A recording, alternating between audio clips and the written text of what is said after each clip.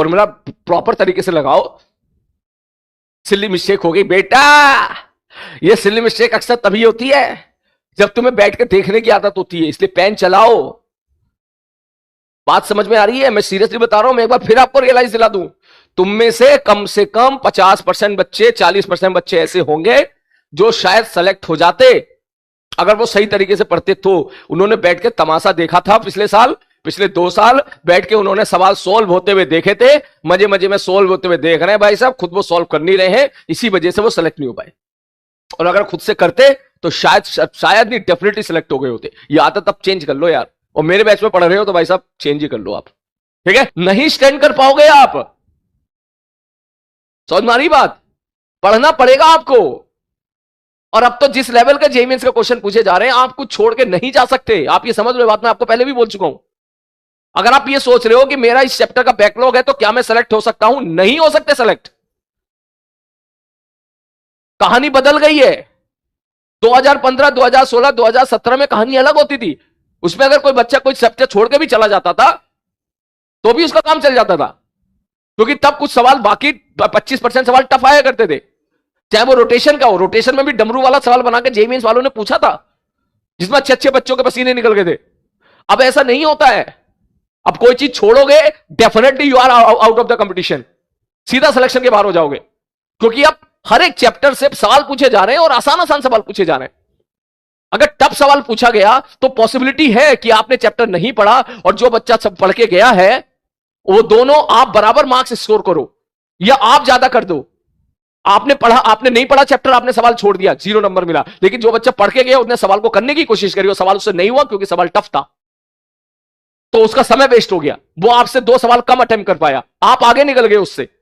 या वो पढ़ के गया और उसने सवाल करने की कोशिश करी और उसने सवाल गलत कर दिया क्योंकि सवाल टफ था, तो वो -1 हो गया। और -1 के साथ साथ 2 सवाल कम सॉल्व कर पाया क्योंकि उसने समय वहां पे इन्वेस्ट कर दिया। फिर आप आगे हो गए 9 नंबर उससे। ये पहले की कहानी हुआ करती थी, अब कहानी ऐसी नहीं है। अब सारे सवाल आसान आ रहे हैं, और जब सारे सवाल आसान आ रहे हैं, तुम अगर पढ़ के नहीं जाओगे तो जो दूसरा बच्चा पढ़ के गया है वो सवाल करेगा और आपसे आगे निकल जाएगा। ये लगा ये सारी चीजें। मैं फिर से बोल देता हूं, जाके एसएचएम पढ़ो, एटलीस्ट कम से कम शुरू के 2 लेक्चर पढ़ो जाके। अब ये ऑफलाइन क्लास भी नहीं है कि मैं कह दूं कि कहां से पढ़ेगा बच्चा, परेशान है। यह सारे के सारे लेक्चर रिकॉर्डेड अवेलेबल है, जाके एसएचएम के 2 लेक्चर कवर करो एक बार फिर से। मैं ये चाहता हूं प्लीज दोनों मेथड में एक्सपर्ट बनो। अगर मैंने अपनी क्लास का आधा घंटा इस चीज को दिया है तो आधा घंटा देने का यह मतलब है कि यह चीज इंपॉर्टेंट तो है। आप प्लीज शॉर्टकट ढूंढने की कोशिश ना करें। मुझे पता है इस बैच के कम से कम 60% बच्चे शॉर्टकट ढूंढने की कोशिश करते हैं, उनके अंदर वो कैपेसिटी पढ़ने की है नहीं, सीरियसली नहीं है, इसलिए वो एनालिसिस के अंदर घुसने की कोशिश करते नहीं है। वो दूर दूर से यार फॉर्मूला पता चल जाए, जिसमें वैल्यू पुट कर दे और मास्टर टप टप सवाल करा के दिखा दे, बस हमारा काम हो गया। वो खुद पेन लेके अंदर घुसने की कोशिश नहीं करते हैं।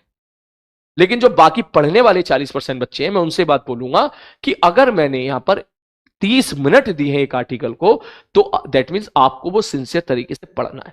वरना 30 मिनट में मैं बचा कुचा वेव ट्रैवलिंग वेव भी खत्म कर सकता था, कि मैंने खत्म कर दिया सारा का सारा अभी, और कल ही स्टैंडिंग वेव स्टार्ट करके कल ही वेव ऑन स्ट्रिंग खत्म, और परसों साउंड के 2 लेक्चर खत्म, संडे तक साउंड खत्म।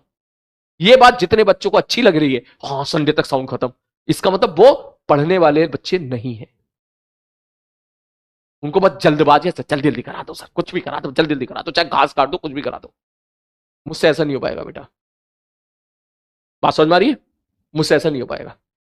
कुछ बच्चे कर पा रहे हैं, खैर ऐसा नहीं है, कुछ बच्चे कर भी पा रहे हैं, उनका निकल रहा है। मेरा सीरियसली मुझे अच्छा नहीं लगा यार, सीरियसली।